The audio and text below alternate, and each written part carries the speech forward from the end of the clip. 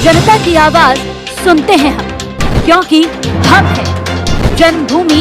नमस्कार, जन्मभूमि टुडे में आपका स्वागत है। मैं हूं रामधारी यादव। आज एक नई शख्सियत के साथ आपके सामने हाजिर हूं, जो लगातार महिलाओं के मुद्दे उठाती रही हैं और सत्ता में रहने के बावजूद इन्होंने अपना सांसद पद त्यागा और इसके बाद अपने समाज, अपने लोगों के लिए संघर्ष जारी किया। इसके बाद इन्होंने एक अपनी पार्टी बनाई। अभी 26 नवंबर को संविधान के संबंध में एक बड़ी जनसभा करने जा रही हैं, जिसमें मुख्य अतिथि के तौर पर अखिलेश यादव शिरकत करेंगे। इस संबंध में बातचीत करेंगे सावित्रीबाई फूले से। पूर्व सांसद सावित्रीबाई फूले, स्वागत है। नमो बुद्धाय, सादर जय भीम। मैम, ये 26 तारीख का जो आप लोग प्रोग्राम कर रहे हैं संविधान के संबंध को लेकर, इस बारे में थोड़ी सी जानकारी दें। 26 नवंबर भारतीय संविधान दिवस के अवसर पर पूरे भारत के बहुजन मूल निवासी समाज के लोगों को उत्तर प्रदेश की राजधानी लखनऊ के कांशीराम स्मृति उपवन में संविधान बचाओ बहुजन महापंचायत का एक कार्यक्रम रखा गया है। कार्यक्रम के मुख्य अतिथि माननीय अखिलेश यादव जी हैं।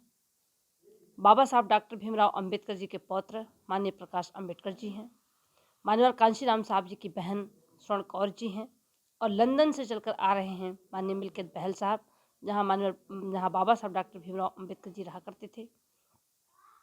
और पूरे भारत के बहुजन मूल निवासी समाज के लोग एक मंच पर होंगे और वहीं से संविधान बचाओ आंदोलन की शुरुआत हम लोग करने जा रहे हैं। और अब चूँकि आप सभी लोग टीवी, रेडियो, पेपर, अखबार के माध्यम से, सोशल मीडिया के माध्यम से पढ़ने को, सुनने को, देखने को मिला होगा कि हमारा संविधान, हमारा भारत का लोकतंत्र खतरे में है, बहुजन की आज़ादी खतरे में है। ये मैं ही नहीं कह रही हूँ, सुप्रीम कोर्ट के जज भी बोल रहे हैं और पूरा भारत का विपक्ष कह रहा है कि आज भारत का लोकतंत्र खतरे में है, संविधान खतरे में है। और मैं तो लगातार 2017 से आवाज़ उठा रही हूँ। लोकसभा में भी मैंने उठाया है, लोकसभा के बाहर सड़क पर भी मैंने आंदोलन किया है कि हमारा भारत का संविधान खतरे में है, बहुजन की आज़ादी खतरे में है। आज बीजेपी आरएसएस की सरकार में हमारा संविधान खतरे में है। संविधान को बचाने के लिए, बहुजन की आज़ादी को बचाने के लिए 26 नवंबर संविधान दिवस, ये हमारा पर्व दिवस है। पर्व दिवस पर पूरे भारत के बहुजन मूल निवासी समाज को एकजुट करके संविधान को बचाने के लिए हम लोग आंदोलन की शुरुआत करने जा रहे हैं। जहाँ संविधान और स्वतंत्रता की बात आती है, अभी कंगना रनौत ने एक बयान दिया कि 2014 में भारत स्वतंत्र हुआ, इसके पहले स्वतंत्र नहीं था। इस पर आप क्या कहें? वो गैर जिम्मेदाराना बोलना, ये ठीक बात नहीं है। भारत का संविधान 26 नवंबर 1949 को हमारा बनकर तैयार हो गया और 26 जनवरी 1950 को हमारा भारत का संविधान लागू हुआ। तब से तमाम सरकारें आईं और गईं, लेकिन संविधान का केवल ढांचा लागू किया गया। पूरी तरीके से भारत का संविधान आज लागू हो गया होता तो पूरा भारत का बहुजन समाज आज बराबरी पे आ गया होगा। लेकिन तमाम सरकार आईं और गईं, संविधान संपूर्ण रूप से लागू न होने के कारण आज भी भारत में गैर बराबरी बनी हुई है, आज भी ऊंच नीच की खाई बनी हुई है, जिसको बाबा साहब डॉक्टर भीमराव अंबेडकर जी ने भारत के संविधान में समता, स्वतंत्रता, बंधुत्व और न्याय के आधार पर भारत के संविधान को बनाया। और भारत के संविधान में सामाजिक, आर्थिक और राजनीतिक में सबको बराबर का अधिकार दिया था। लेकिन जब से संविधान लागू हुआ तब से आज तक संविधान में संपूर्ण रूप से जो व्यवस्थाएं हैं वो आज तक लागू नहीं की गई, बल्कि बहुत बारीकी से संविधान को ही ख़त्म करने की इनकी पूरी तैयारी हो रही है। दूसरा लोकसभा दिल्ली में बनकर तैयार हो रहा है और वो मुझे लग रहा है कि हमारा ये संविधान को ख़त्म करने की इनकी पूरी साजिश हो चुकी है। इसलिए जो आज गैर जिम्मेदाराना बयान जो दिया जा रहा है वो इसलिए दिया जा रहा है कि बीजेपी आरएसएस की सरकार और बीजेपी आरएसएस की सरकार के समर्थन करने वाले लोग वो संविधान को मानते ही नहीं हैं। वो संविधान की विचारधारा पे चलना ही नहीं चाहते, वो तो मनुस्मृति को मानते हैं। इसलिए वो बीजेपी की सरकार जहाँ संविधान को ख़त्म करना चाहती है, वहीं पर बीजेपी की सरकार पर आने के बाद वो कहते हैं कि अब देश आज़ाद हुआ। ये तो गैर जिम्मेदाराना बयान है, उनके खिलाफ तो कार्रवाई होनी चाहिए। इस तरीके के बयान देने पर तो उनके खिलाफ तत्काल कार्रवाई होनी चाहिए। हमारा देश 26 जनवरी 1950 को पूरी तरीके से आज़ाद हो चुका है और आज वो कह रही हैं कि बीजेपी की सरकार के आने के बाद आज़ाद हुआ है, तो ये तो गैर जिम्मेदाराना बयान हुआ। मैम, जहाँ समानता की बात आती है, अभी कांग्रेस ने, प्रियंका गांधी ने 40% महिलाओं को टिकट देने की बात कही है कि महिलाओं को भी हम बराबरी में लेकर आएंगे। अभी तक शायद किसी पार्टी ने नहीं किया। इस संबंध में आप क्या कहें? देखिए, भारत के संविधान में महिलाओं को बराबर का अधिकार है, लेकिन जब इलेक्शन में वोट पड़ता है तो पुरुष के बराबर महिलाएं भी बढ़ चढ़ करके हिस्सा लेती हैं और वोट देती हैं। मैं तो मांग करती हूँ कि जितनी जिसकी संख्या भारी उतनी उतनी उसकी भागीदारी सबको मिल जानी चाहिए। महिलाओं की जितनी संख्या है उतनी भागीदारी उनको मिलना चाहिए। अच्छी बात है, आगे बढ़ाने का काम अगर इसको तो पहले कांग्रेस को सोच लेना चाहिए। जब से हमारा संविधान लागू हुआ तब से महिलाओं का अधिकार है, लेकिन आज तक लागू पूरी तरीके से महिलाओं को बराबरी का अधिकार नहीं मिला है। लेकिन अब से ही सही, अगर वो कह रही हैं कि हम महिलाओं को अधिकार देंगे, अच्छी बात है, मैं इसका समर्थन करती हूँ कि महिलाओं को बराबर की भागीदारी मिलनी चाहिए। अभी महिलाओं की बात अगर की जाए तो अभी महिलाएं जो है आंगनबाड़ी पर कार्यकर्ताएं मुख्यमंत्री से मिलने के लिए धरना दे रही थी, मिलने के लिए अभी वहां पे लाठीचार्ज किया गया और महिलाएं घायल भी हुई। तो इस संबंध में आप क्या कहेंगे? देखिए, आज जिस तरीके से भारत में बीजेपी आरएसएस की सरकार में महंगाई चरम सीमा पर बढ़ती जा रही है, उस हिसाब से जो उनका वेतन है आंगनबाड़ी कार्यकर्ती महिलाओं का, उस वेतन के हिसाब से तो उनके साथ मजाक किया जा रहा है। मैं तो सरकार से मांग करूंगी कि जितना वो काम करती हैं, सरकार ने योजना निकाल करके उनकी नियुक्ति की है, उनकी भर्ती की है, तो कम से कम उनका परिवार का जीवन यापन करने भर की व्यवस्था उनको मिलनी चाहिए। और जो महिला आंगनबाड़ी महिलाएं जो आंदोलन कर रही हैं, ये तो भारत के संविधान में हमको आज़ादी मिली है अपनी बात को कहने के लिए, अपनी मांग को करने के लिए, अपने अधिकार की बात करने के लिए। तो अगर हम अपनी मांग कर रहे हैं, इनके ऊपर लाठियाँ चलाई जा रही हैं, इनको धमकाया जा रहा है, इनको गंभीर धाराओं में मुकदमा दर्ज करने की धमकी दी जा रही है, तो ये तो संविधान को नहीं मानते। इसीलिए मैं कहती हूँ, बार-बार कहती हूँ कि संविधान को ये नहीं मानते, लोकतंत्र को ये नहीं मानते। ये तो राजतंत्र की तरह अपनी बात को मनवाने का काम कर रहे हैं। तो ये तो ये कहते हैं कि जो राष्ट्रवादी विचारधारा की बातें करते हैं कि भाई जो हमारे खिलाफ बोल दिया वो राष्ट्रवादी नहीं है। तो इस पर क्या कहें? देखिए, आज हमारा देश संविधान के तहत चल रहा है। सब जो भी भाषा लोगों को निकले वो संवैधानिक तरीके से निकलना चाहिए। हमारा देश संविधान से चल रहा है, तो संविधान में सबको आज़ादी है अपनी बात को कहने के लिए।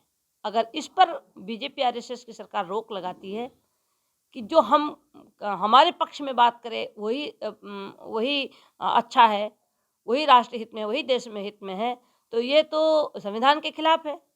संविधान में तो सबको, चाहे वो किसी जाति के हों, किसी धर्म के हों, किसी संप्रदाय के हों, चाहे वो महिला हों, चाहे वो पुरुष हों, सबको आज़ादी मिली है अपने अधिकार की मांग करने के लिए। सबको अपनी बात को कहने के आज़ादी मिली है। लेकिन एक पार्टी की बात करें तो वो कहते हैं कि हम राष्ट्रीय हित में बात करते हैं। अगर हम संविधान की बात करें, अपनी आज़ादी की बात करें, अपने अधिकार की बात करें, अपने कानून की बात करें, अपने हक की बात करें, अपनी आवाज़ को बुलंद करें, तो उनके ऊपर लाठियाँ चलाई जा रही हैं। अच्छा मैम, ये अभी सरकार कह रही है, बीजेपी कह रही है और अभी प्रदेश अध्यक्ष का बयान भी आया था स्वतंत्र सिंह का कि महंगाई मुद्दा नहीं होगा हमारे लिए।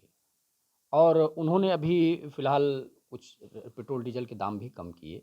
लेकिन इस पर आप क्या कहेंगी कि महंगाई मुद्दा रहेगा या नहीं रहेगा?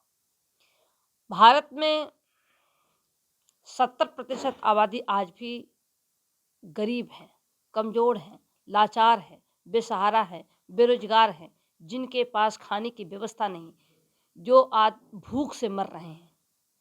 और महंगाई इतना चरम सीमा पे बढ़ते जा रही है, जहाँ पर 180 रुपये किलो कड़वा का तेल, इतनी महंगा सामान, पेट्रोल का रेट, डीजल का रेट रोज़ बढ़ रहा है, रोज़ बढ़ाते जा रहे हैं। खाद्य सामग्री का रेट रोज़ बढ़ाया जा रहा है, कपड़ा रोज़ महंगा किया जा रहा है, सारी चीज़ रोज़ महंगे होते जा रहे हैं। ये गरीबों पर कितना बड़ा असर पड़ रहा है, जिनके पास कोई रोजगार नहीं, जिनके पास कोई नौकरी नहीं, जिनके पास कोई धंधा नहीं, जिनके पास वो कोई तो कह बिजनेस रहे हैं नहीं। कि हम राशन दे रहे हैं।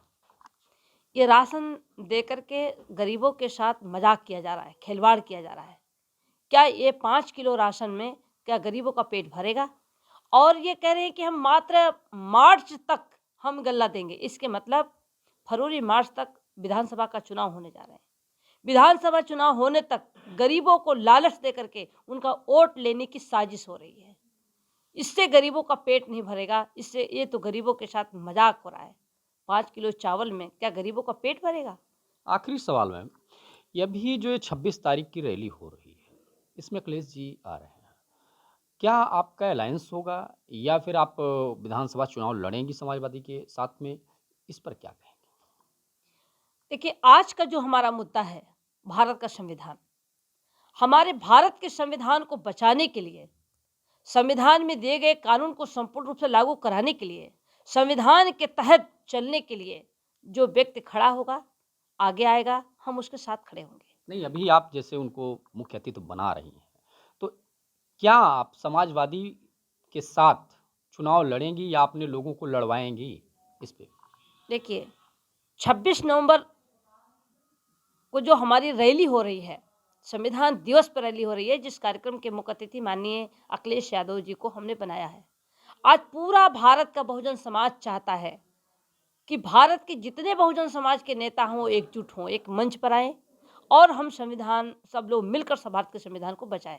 हम संविधान दिवस पर उनको मुख्य अतिथि के रूप में मैंने बुलाया है और भारत के तमाम सामाजिक संगठन, राजनीतिक संगठन के लोगों को भी मैं उस मंच पर बुलाया हूँ और पूरे भारत के बहुजन समाज के लोग उस दिन एक मंच पर होंगे। उसी दिन हम ऐलान करेंगे, भाजपा हटाओ, संविधान बचाओ, बहुजन महापंचायत का हमारा कार्यक्रम हो रहा है और उस कार्यक्रम में हम सभी बहुजन समाज के लोग एकजुट होकर के उत्तर प्रदेश में 2022 में बीजेपी को सत्ता से बाहर करने के लिए हमारी रणनीति तय होगी। क्या चुनाव लड़ेंगी आप विधानसभा का?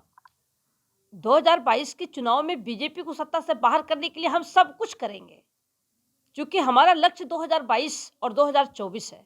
अगर 2022 और 2024 हम बीजेपी को नहीं रोक पाए तो 2024 के बाद हम संविधान को और बहुजन की आज़ादी को नहीं बचा पाएंगे। तो बहुजन की आज़ादी को बचाने के लिए हम सारे भारत के बहुजन मूल निवासी समाज के लोगों को, चाहे वो राजनीतिक पार्टी हो, चाहे वो सामाजिक संगठन के लोग हों, सबको मैं एकजुट करके एक मंच पर लाना चाहती हूँ और सब लोग एकजुट होकर के बीजेपी को सत्ता से बाहर करने के लिए हमारी प्लानिंग है। वो 26 नवंबर 2021 को उत्तर प्रदेश की राजधानी लखनऊ के कांशीराम स्मृति उपवन निकट बिजली पासी किला के फील्ड में वो कार्यक्रम होगा। मैं आप लोगों से अपील करूंगी कि भारी संख्या में कांशीराम स्मृति उपवन में आप लोग पहुंच करके और उस कार्यक्रम को सफल बनाएं। उस कार्यक्रम में आपको ऐतिहासिक कार्यक्रम होगा जहां पूरे देश के लोग और लोग वहां इकट्ठा होंगे अपने संविधान को पर्व के रूप में खुशी मनाने के लिए, पर संविधान को बचाने के लिए हम सब लोग एकजुट होंगे। निश्चित रूप से वहाँ नया कुछ आपको देखने को मिलेगा, वहाँ नया धमाका हम लोग करेंगे। धन्यवाद। कह रही थी साफ तौर पे कि पहली प्राथमिकता हमारी संविधान बचाने की होगी, दूसरा जो इस संविधान बचाने में हमारे साथ में सहयोग करेगा उसके साथ मिल करके भाजपा को सत्ता से बेदखल करेंगे। जनता की आवाज सुनते हैं हम, क्योंकि हम हैं जन्मभूमि